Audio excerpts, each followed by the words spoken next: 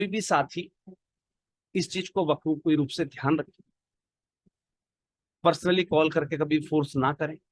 हाँ, ये आपकी जिम्मेदारी है, उत्तरदायित्व है, ये आपको बिल्कुल कहा जाता है कि जब भी आपके यहाँ पर कोई कार्यक्रम हो, आपका एक निमंत्रण राष्ट्रीय एनजीओ महासंघ के पास आना चाहिए। राष्ट्रीय एनजीओ महासंघ के पास आने का मतलब ये है, अगर वहां से कोई हमारी साथी संस्थान है, राष्ट्रीय एनजीओ महासंघ से संबद्ध संस्थान है, पास में आपके अवेलेबल है, हो सकता है वो आपको विजिट कर ले, वो अलग चीज है। लेकिन आपने जिस प्लेटफॉर्म से आप जुड़े हैं, उस प्लेटफॉर्म को इन्वाइट किया, ये अपने आप में बहुत बड़ी बात। सिर्फ इन्वाइट करना है, आपके जो भी लेटर हो या जिसके माध्यम से आपने इन्वाइट किया, बहुत अच्छी बात है। लेकिन कभी भी पर्सनली फोर्स नहीं करना है आपको कि सर आपको आना ही पड़ेगा। और अगर आप पर्सनली फोर्स करते हैं तो उस स्थिति को समझ लीजिएगा पहले से कि आपको पूरे जो है प्रोटोकॉल को फॉलो अप करना पड़ेगा। अगर आप प्रोटोकॉल को फॉलो अप कर रहे हैं then you can force up कि सर हम अपना प्रोटोकॉल फॉलो कर रहे हैं, आप सिर्फ समय बताइए कि आप अवेलेबल हैं या नहीं, या कौन व्यक्ति अवेलेबल हो सकता है, तो हम आने जाने की टिकट भेज रहे हैं, जो भी कर रहे हैं, बट जो भी आपकी वो रहती है, ठीक है, व्यवस्था है, ठीक है, तो उसके हिसाब से वो चीजें आगे बढ़ती है। तो ये बहुत जरूरी होता है, और यही प्रोसीजर आपको फॉलो करना होता है उस ऑनोरियम शब्द के ऊपर भी, जिस भी व्यक्ति को आप अपने यहां बुला रहे होते हैं। याद रखें, हमारे साथ राष्ट्रीय एनजीओ महासंघ में एक साथी संस्थान थे जो गोहाना के अंदर मंदबुद्धि बच्चों का स्कूल चला, शायद कुछ लोग उनसे परिचित। अभी रिसेंटली उन्होंने कार्यक्रम किया, उस कार्यक्रम के अंदर हरियाणा का जो देसी कलाकार वगैरह हैं वो कुछ लोग आए हुए थे, मैं भी उस कार्यक्रम में इनवाइटेड था गेस्ट के रूप में। और हमारे यहाँ लोकल के जो क्या नाम है उसका, हुड्डा, तो ऐसे कुछ लोग आए हुए थे, मोर म्यूजिक कंपनी के डायरेक्टर आए हुए थे, अजय हुड्डा वगैरह जो लोकल हरियाणवी कलाकार हैं वो आए हुए थे। उन्होंने एक बड़ी गलती कर, क्या गलती की? उस कार्यक्रम में उन्होंने अपने सामाजिक न्याय विभाग के दफ्तर में भी एक इनविटेशन दिया था, और वो मैडम, देखिए अधिकारी को हम कभी भी गलत नहीं कर सकते, अधिकारी की जब इच्छा होगी तब आएगा, है ना। तो वो मैडम जो थी महिला अधिकारी थी, सीएसडीओ मैम, तो वो जो है कार्यक्रम में ऐसे टाइम पर पहुंची जिस समय तक अजय हुड्डा यानी कि वो जो हरियाणवी कलाकार है वो पहुंच चुका था स्टेज पर। तो वो पूरी कार्यकारिणी जो उनकी संस्था के सारे व्यक्ति थे वो उनकी आवाभगत में इतने मशगूल हुए कि उस मैडम ने अपने आप को बहुत छोटा समझा, क्योंकि उसको किसी ने अटेंड नहीं किया, गेट पर जाते हुए किसी ने सम्मान नहीं किया।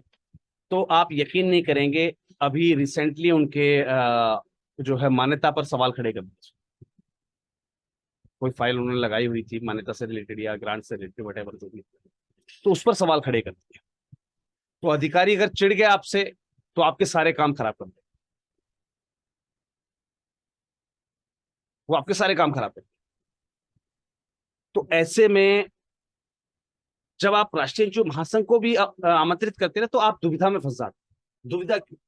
अधिकारी का कोई भरोसा नहीं हो किस टाइम आ जाए, और अधिकारी के चक्कर में आपने अगर राष्ट्रीय एनजीओ महासंघ के पदाधिकारी की जो है सम्मान में कमी कर दिया, उसको ठेस पहुंचा दी उनके सम्मान को, तो वो गलत है। हालांकि राष्ट्रीय एनजीओ महासंघ आपको कोई ब्लैकलिस्ट नहीं करेगा, राष्ट्रीय एनजीओ महासंघ आपकी कोई ग्रांट नहीं रोक देगा, लेकिन अपने आप में अच्छा नहीं लगता कि आप किसी को अपने यहाँ पर बुलाया फिर उसका आप जो है सही से आतिथ्य सत्कार भी ना कर पाए। और इसका सबसे बड़ा कारण बनते हैं या तो आपके यहाँ के पदाधिकारी जिनको आपने इन्वाइट किया हुआ होता, या फिर ऐसे लोग जिनको आपने राजनीति से बुलाया हुआ होता। तो जब भी आप अपने यहाँ पर ऐसा कोई कार्यक्रम करें, सबसे पहला मेरा निवेदन है, केवल वही लोग राष्ट्रीय एनजीओ महासंघ को आमंत्रित करें जो अपने यहाँ पर किसी भी प्रकार की राजनीतिक पार्टी के लोगों को या राजनीति से जुड़े हुए लोगों को ना बुलाते, पहली चीज। हाँ, अपने यहाँ पर आप पदाधिकारी को बुलाते हैं, क्योंकि देखिए जिस क्षेत्र में हम काम कर रहे हैं, जिस डिपार्टमेंट से जुड़े हुए हम काम कर रहे हैं, तो उस डिपार्टमेंट के अधिकारी को हमारा आमंत्रण देना बिल्कुल हमारा फर्ज बनता है, पहली प्रायोरिटी होती है। महासंघ को एक बार को भूल जाना, लेकिन उस संबंधित पदाधिकारी को जरूर बुलाना। आपके यहाँ के एसडीएम, डीसी, एसपी, आपके यहाँ के सामाजिक न्याय विभाग के जो लोग हैं उनको, या आपके यहाँ पर चाइल्ड वेलफेयर कमेटी होगी उसके लोगों को, या फिर आपके यहाँ पर महिला आयोग का गठन होगा तो महिला आयोग की कोई कमेटी होगी उसके लोगों को, आपके यहाँ पर न्यायपालिका होगी वहां से कुछ सम्मानित लोगों को, ऐसे लोगों को जरूर बुलाइए, क्योंकि ये लोग आपके काम आते हैं कहीं ना कहीं। राष्ट्रीय जो महासंघ को, एक महासंघ तो क्या है भाई, एक तरीके से हम गेस्ट के रूप में आपके ऊपर बोझ है केवल, और कुछ नहीं है, हमसे कुछ नहीं मिलना। एटलीस्ट उनके माध्यम से आपको कोई ग्रांट तो पास हो जाएगी, अगर उनकी दिलों में आप उतर गए, उनकी आवाभगत आपने बहुत अच्छे से की और आप उनकी नजर में छा गए, तो क्या पता वो आपके किस मोमेंट पर हेल्प करते। राष्ट्रीय जो महासंघ ऐसा कुछ नहीं कर पाएगा, तो एक बार को राष्ट्रीय जो महासंघ को भूल जाना, लेकिन आप अपने यहाँ पर जो पदाधिकारी होते हैं उनको बुलाना कभी मत। जब भी आपको इवेंट करें वहां के पदाधिकारी को जरूर, चाहे आपके यहाँ पर डीसी हो, एसपी हो, एसडीएम हो, आपके यहाँ से जो है सामाजिक न्याय विभाग के पदाधिकारी हों, आपके यहाँ पर जो है चाइल्ड वेलफेयर कमेटी के पदाधिकारी हों, महिला आयोग के पदाधिकारी हों, आपके यहाँ पर न्यायपालिका से संबंधित अधिकारी, थोड़ा सा बचना है किससे, राजनीति से बस, बाकी सब सही। हाँ ठीक है, आप बुलाइए, वो अगर आपके यहाँ डोनेशन करके जाते हैं तो बहुत अच्छी बात है, फिर तो ना बीजेपी को छोड़ो ना कांग्रेस को छोड़ो, ठीक है। फिर तो कोई पूछे कि भैया यार तुम किस पार्टी से हो, तुम तो यार दोनों को अच्छा बताते हो, ठीक है, तो वहां पर एक बड़ा सा डायलॉग दे दो कि बीजेपी हमारी लेती है और कांग्रेस हमारी धोती है, छुट्टी, दोनों हमारे लिए अच्छे साथ, है ना। तो वहाँ क्योंकि देखिए हम लोगों के लिए सभी राजनीतिक दल एक समान होते हैं, जो जिस समय सत्ता में होता है हमें उसका उपयोग करना होता है, जो जिस समय सत्ता में होता है अगर वो कुछ गलत कर रहा होता है तो हमें उसके विरुद्ध भी बोलना पड़ता है, वो सारी चीजें कॉमन होती है। तो वहाँ हमारा राजनीतिक लोगों से कोई वो नहीं होता, ना हमारी इनसे कोई वैर होती है, ना हमारा इनसे कोई प्यार होता है, राइट।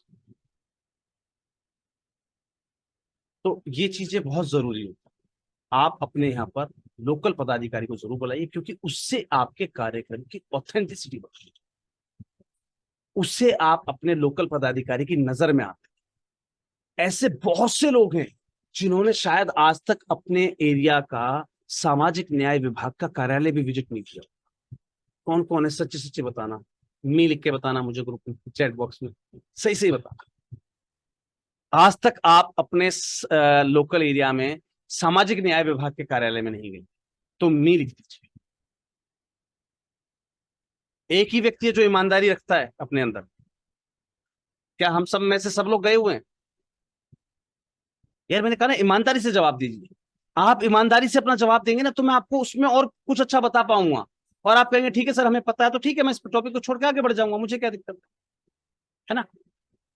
सबसे पहली चीज जो आपको अपने दिमाग के अंदर फिट कर लेती, दो तीन काम बताता हूं मैं आपको, वो हमेशा करने हैं। दो तीन काम बताता हूं वो हमेशा करना। क्या करना? जब भी यहां पर आपके कोई एसडीएम या डीसी चेंज होता है, जब भी आपके यहां पर एसडीएम या डीसी, डिस्ट्रिक्ट कलेक्टर चेंज होता है, नया व्यक्ति पदभार संभालता है, सबसे पहले आपकी हाजिरी वहां लगनी चाहिए। कैसे? गुलदस्ते, सम्मान या किसी प्रतीक चिन्ह के साथ में, प्रतीक चिन्ह समझते हैं आप, मोमेंटो के साथ, राइट। ध्यान रखना है मोमेंटो का, अपनी संस्था का वो ट्रॉफी लेके मत चले जाना, ये हरकतें भी काफी लोग कर देते हैं। आप डीसी महोदय के पास जा रहे हैं, आप जो है जो हमारा जो नेशनल एंथम का जो हमारा जो सॉरी जो हमारा प्रतीक चिन्ह है, कौन सा, सिंहराज वाला, क्या बोलते हैं उसको, जो अभी संसद में बनाया गया है, तीन सिंहों वाला जो हमारा चिन्ह होता है ना, राष्ट्रीय चिन्ह, है ना। आप इस टाइप का कोई मोमेंटो लेके जाइए जिस पर वो चीज बुधी हुई, अपनी ट्रॉफी लेके मत पहुंच जाना, यहाँ अशोक स्तंभ या ऐसा कुछ भी आप ले जा सकते हैं। तो देखना है आपको कि आप वहां क्या लेकर जाते हैं। आप मान लीजिए अपने यहाँ पर डीएम, डिस्ट्रिक्ट मजिस्ट्रेट के पास है, मजिस्ट्रेट का मतलब क्या होता है, अशोक चिन्ह, बिल्कुल सर। मजिस्ट्रेट का क्या मतलब होता है, न्यायपालिका से। तो आप वहां पर जो है न्यायमूर्ति की फोटो या न्यायमूर्ति का वो जो रहता है कैटलॉग, वो आंखों पर पट्टी वाला, इस टाइप का कुछ मोमेंटो लेके जा सकता है। तो आपको देखना है कि आप किस पदाधिकारी से मिल रहे हैं और उसके लिए आप क्या ले जा सकते हैं, स्मृति चिन्ह, राइट। अब बात करते हैं सामाजिक न्याय विभाग की। अगर आप सामाजिक न्याय विभाग में जा रहे हैं, आप अपने यहाँ पर सीडब्ल्यूसी सेल में जा रहे हैं, यानी कि चाइल्ड वेलफेयर कमेटी में जा रहे हैं, आप अपने यहाँ पर महिला आयोग में जा रहे हैं, इन सभी जगहों पर अलग से आपको स्मृति चिन्ह ऑप्ट करने की जरूरत नहीं है। यहाँ पर आप उस पदाधिकारी का नाम या उस पर्टिकुलर डिपार्टमेंट का नाम डालकर अपनी संस्था का एक मोमेंटो दे सकते हैं जिसपे आपकी संस्था का लोगो लगा होगा। अगर वो वहां कार्यालय में रखा रहेगा तो एटलीस्ट आप वहां जितने भी लोग आते हैं या बड़े पदाधिकारी आते हैं या कई बार चेकिंग की टीम आती है, तो उनको आपकी मतलब आप उनकी नजर में छाएंगे कि यार देखो किसी संस्थान ने यहाँ इनके कार्यों के लिए इनको सम्मानित किया हुआ, राइट, या ये संस्थान भी इस एरिया के अंदर वजूद रखता है। तो ये चीजें बहुत जरूरी होती, ये चीजें बहुत जरूरी होती। सबसे पहला, आपके यहाँ पर जब भी एसपी, डीएसपी, आपके यहाँ पर जो है डीसी, कोई भी व्यक्ति चेंज होता है, आप तत्काल वहां पहुंचेंगे। एक आपका ट्रैफिक एसएचओ भी, क्योंकि आपकी संस्थान समाज में काम कर रही है, लोग आपके इधर उधर आते जाते भी हैं, और कहीं ना कहीं हम रोड सेफ्टी से संबंधित एक्टिविटीज भी करते हैं। तो जिन जिन डिपार्टमेंट से हम जुड़े हुए हैं, लगभग उन डिपार्टमेंट्स के सभी लोगों को आप अपने यहाँ पर जरूर आमंत्रित किया कीजिए। और कुछ नहीं, अगर आप कार्यक्रम नहीं कर रहे हैं, कार्यक्रम नहीं कर रहे, कोई बात नहीं, एक छोटा सा कार्यक्रम वैसा रख लीजिए। अरे आपको पुलिस के साथ कार्यक्रम करना है ना, पुलिस मित्र का एक रूपरेखा बनाइए और उनके साथ चर्चा कर लीजिए, चाय पे चर्चा। करना क्या है आपको, अपने सोशल मीडिया के माध्यम से उसको प्लेटफॉर्म भी तो देना है। वो खुद आके बताएंगे कि कैसे पुलिस आपकी मित्र है, पुलिस से घबराना नहीं चाहिए, पुलिस से कोई बात छिपानी नहीं चाहिए। जरूरी नहीं उसके लिए आप बहुत बड़ा खर्चा करके कोई कार्यक्रम करें तभी आप एसपी को बुला पाएंगे। तरीका, खोपड़ी का यूज कीजिए, भगवान ने आपको बहुत बड़ा भेजा दिया, इसके अंदर बहुत सारा वजन दिया आपको, तरीका यूज कीजिए। चाय पे चर्चा पे आप बुलाइए, उसकी रिकॉर्डिंग कीजिए, आप और वो बैठ के बात कर रहे हैं, ट्रैफिक एसएचओ आप कुछ पूछ रहे हैं, वो कुछ बता रहे हैं, और पब्लिक के लिए कोई मैसेज आप कन्वे करें, उसको पब्लिक के लिए आपने डाल दिया। क्या खर्चा हुआ आपको, एक चाय का तो खर्चा हुआ। अगर ये भी आप नहीं कर सकते then you can do nothing, आप फिर कुछ नहीं कर सकते।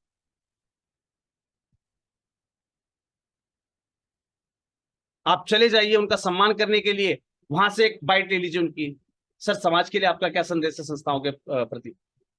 हेलो डीसी साहब भी आपको 2 4 5 मिनट की कोई ना कोई बात ऐसी कह देंगे, वो आपके लिए बहुत बढ़िया मैसेज मिल जाएगा, और आपके लिए एक रिकॉर्ड रहेगा, भाई आप डीसी के साथ हैं, आप एसपी के साथ हैं, आप जो है राज्यपाल के साथ हैं, आप मुख्यमंत्री के साथ हैं। धीरे धीरे ही स्टेप बढ़ाया जाए। एक आपके एरिया के अंदर, अगर आप ब्लॉक के अंदर है तो ब्लॉक में तो होता ही होता है, नहीं तो जिले में होता ही होता है। हर ब्लॉक के अंदर या हर जिले के अंदर जो डीसी एसडीएम होता है, सॉरी एसडीएम जो होते हैं, एसडीएम या डीसी, वो 15 अगस्त और 26 जनवरी को ध्वजारोहण का कार्यक्रम करते हैं, राइट? करते हैं, सब एरिया में होता है ना, सबके एरिया में। उस दिन वो कुछ लोगों को स्पेशल रूप से सम्मानित भी करते हैं, उसमें समाज सेवी कैटेगरी भी आती है। तो अपना नाम उस डिपार्टमेंट में पहुंचाया कीजिए 15 20 दिन पहले ही, ये नियम बना लीजिए अपना। जब भी आपके यहां पर 15 अगस्त 26 जनवरी को ध्वजारोहण हो, तो वहां आपकी संस्था का कोई ना कोई व्यक्ति सम्मान लेने पहुंचे, वहां से आपके पास लेटर आए कि सर आप आइए, आपके कार्यों के लिए आपको सम्मानित किया जा रहा है। ये छोटे छोटे सम्मान लेना स्टार्ट कीजिए। आज आप डीसी और एसडीएम से लेंगे, कल आप जो है राज्यपाल से लेंगे, फिर आप मुख्यमंत्री से लेंगे, सॉरी मुख्यमंत्री से लेंगे, फिर राज्यपाल से लेंगे, जो भी जिस पद में ऊंचा नीचा रहता है, राजनीति का ज्यादा ज्ञान नहीं है मुझे। और धीरे धीरे ये कैटेगरी आपकी बढ़ती है। ये जो रहते हैं ना अचीवमेंट्स, ये भी आपके प्रोफाइल का एक बहुत बड़ा हिस्सा है, ये आपके प्रोफाइल का पेपर वेट है, याद रखिएगा। प्रोफाइल में अगर वजन बनाना है, ये सारे काम करने चाहिए आपको, बहुत जरूरी है, बहुत जरूरी है। अरे कुछ नहीं कर सकते थे यार, सरकारी स्कूलों में चले जाओ, आपके यहाँ प्राथमिक पाठशालाएं अलग होंगी, जो है माध्यमिक पाठशालाएं अलग होंगी, और आपकी सीनियर सेकेंडरी स्कूल्स अलग होंगे। हर जगह यही कॉलम चलता है, यही ट्रेंड चलता है हर जगह। यार आज किसी विषय पर जाके लेक्चर दिया है बच्चों को, कल किसी और विषय पर जाकर लेक्चर दिया है, महीने में एक एक लेक्चर भी देना शुरू करोगे ना, तो पूरी साल खाली नहीं बैठे रहोगे, कुछ होगा आपके पास। और वो जो कुछ होगा का मतलब समझे आप, आपकी अपनी एक पहचान होगी उस क्षेत्र के अंदर, और जिस व्यक्ति की पहचान है वही डोनेशन ले पाता है, ये भी याद रखिए। जब आपके सामाजिक कार्यों के बारे में लोगों को ज्यादा से ज्यादा पता होगा, तो ही लोग आपको डोनेशन देंगे।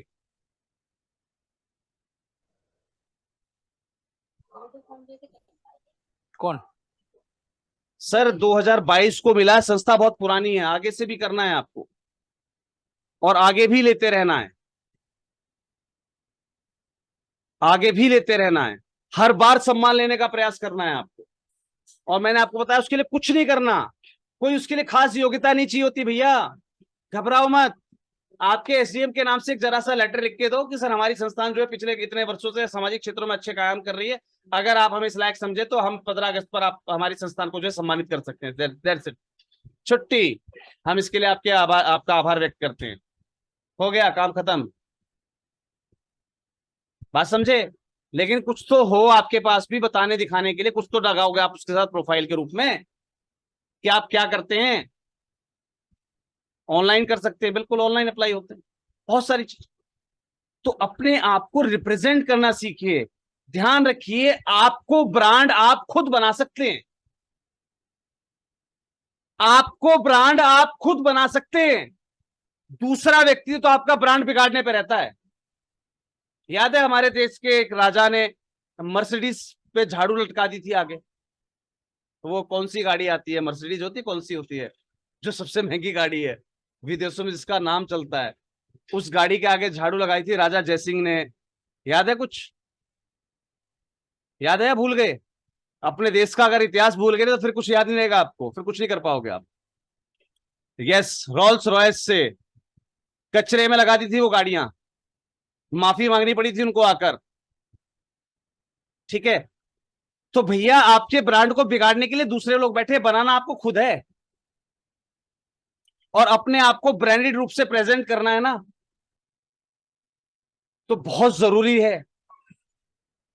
हम वर्चुअली मिल रहे हैं, वर्चुअली आपको शकल पे देख के लग रहा होगा यादव जी ने नहाया नहीं है, वाकई में मैंने नहाया भी नहीं आज। ठीक है। तो वर्चुअली हम कैसे भी मिलें वो अलग चीज है, लेकिन जहां बात आती है फिजिकल प्रेजेंस की, तो बहुत से साथी यहाँ शायद मौजूद होंगे जिन्होंने मुझसे पूछा भी होगा सर मुझे आपसे मिलना, तो मैंने आपको मना कर दिया होगा सर अभी टाइम नहीं, मैं कहीं बाहर हूं। आपकी वैल्यू आपके अपने हाथ में है, ये नहीं कि आप अवेलेबल है और फिर आप ना मिले, नहीं। माफी चाहूंगा क्योंकि मैं अभी वर्कशॉप को लेकर बहुत सारी चीजों को तैयारियों को लेकर व्यस्त हूँ, इसलिए मैंने समय नहीं, और मेरे शेड्यूल्स काफी जगह के रहते हैं, इसलिए ऐसा नहीं कि अपने आप को व्यस्त नहीं, व्यस्त रखना आपको ना। कहने का मतलब आपको अपनी फिजिकल प्रेजेंस को कैसे ब्रांडेड दिखाना है वो आपके अपने हाथ में है, और यही चीज आपको ग्रांट दिलवाती है, यही चीज आपको प्रोजेक्ट दिलवाती है। मैं अपनी संस्थान के लिए कभी किसी के पास प्रोजेक्ट मांगने नहीं जाता, बात समझे? और खुदा ना खास्ता मैंने एक बार एक स्टाफ रखने की गलती कर दी, और उस स्टाफ ने वही हरकत कर दी जो मैं नहीं चाहता था। तो वो किसी कंपनी में जो है ग्रांट के चक्कर में चला गया, वो भी मेरी फाइल लेकर, प्रोफाइल लेकर। वो कहता आपके डायरेक्टर साहब से मेरी बात करवा दो, और निकम्मे ने वहां से बैठ के फोन भी लगा दिया कि सर ये कंपनी वाले बात करना चाहते हैं। मुझे पता नहीं था कि क्या सिचुएशन है, क्या पोजीशन है। उसके बावजूद भी मेरा जवाब यही था कि सर आपको ज्यादा बिल्कुल सर आपने फोन किया, बहुत बहुत धन्यवाद। सर बताइए क्या सेवा कर सकता हूँ? जी आपका बच्चा आया हुआ था ये फाइल वगैरह लेकर, तो मुझे आपसे कुछ संबंध में कुछ बात करनी थी, अगर आपको ग्रांट वगैरह चाहिए तो आप आ जाओ। मैं सर माफी चाहूंगा, अगर आप मेरी संस्था में आपका सहभागिता के लिए इच्छुक हैं हमारे सामाजिक कार्यों में, तो आप मुझसे ऑफिस पे आके मिल लीजिएगा, और अपॉइंटमेंट के लिए आप मेरे इस नंबर पे कॉल कर लीजिएगा। जो अपॉइंटमेंट होगा तब आप आके मुझे मिलिए। आपकी वैल्यू अपने हाथ में है। मैं मानता हूं वो व्यक्ति मेरे हाथ से गया, लेकिन जरूरी नहीं था कि वो मुझे डोनेशन दे ही देता। कई होते टाइम पासर भी, कई होते हैं टाइम पासर भी, जिन्हें सिर्फ समय खाना होता है। कई लोगों के फोन आते हैं, सर आप क्या करते हैं, आपकी संस्था क्या करती है, सर महासंघ क्या करता है। मेरा एक ही जवाब होता है, भैया तुझे जानना क्या है ये बता, तुझे ये जानकारी क्यों चाहिए? सर वो जॉब देख रहा था, बस फोन काट दे, मेरे पास जॉब नहीं है। सर डोनेशन देना था, फोन काट दे, मैं लेता ही नहीं डोनेशन। बात समझे? आपको क्विकली आइडेंटिफाई करना आना चाहिए कि कौन व्यक्ति आपका समय खराब कर रहा है, और आपका समय बहुत कीमती है। आज अगर आप अपने समय की वैल्यू नहीं समझ पाए तो फिर कभी नहीं समझ पाओगे दादा। अगर आज भी आप अपने समय की वैल्यू नहीं समझ पाए तो आप कुछ भी नहीं समझ पाओगे फिर। मेरे बहुत से साथी हैं जो मेरे आदरणीय हैं, मुझसे उम्र में बहुत बड़े हैं। मेरी शक्ल पर मेरी दाढ़ी में मत जाना, उम्र मेरी 33 साल है अभी, 33 ईयर्स। आप लोगों से बहुत कुछ सीखने को मिलता है, क्योंकि आपने अपने तजुर्बे को जो यूज किया है, और उस तजुर्बे को उतना सब कुछ करने के बाद आप किस प्लेटफॉर्म पर खड़े हैं, यही चीज तो मुझे ताकत देती है कि मुझे आप जैसा नहीं चलना है, मुझे कुछ अलग करना है। यही चीज मुझे एनर्जी देती है कि इतने साल से एनजीओ चलाने के बाद आप 1 करोड़ तक नहीं पहुंच पाए, यानी कि आपने चाहे कुछ भी खोल रखा हो, चाहे आप कितने ही प्रोजेक्ट पे काम कर रहे हो, मुझे वैसा करना ही नहीं है, मुझे कुछ अलग करना है। जब इतने प्रोजेक्ट चलाकर इतना सब कुछ तामझाम लगाने के बाद आप 1 करोड़ तक नहीं पहुंच पाए, तो आपको अनुसरण करके मैं कैसे पहुंच पाऊंगा? बात समझे? बहुत जरूरी है परिवर्तन,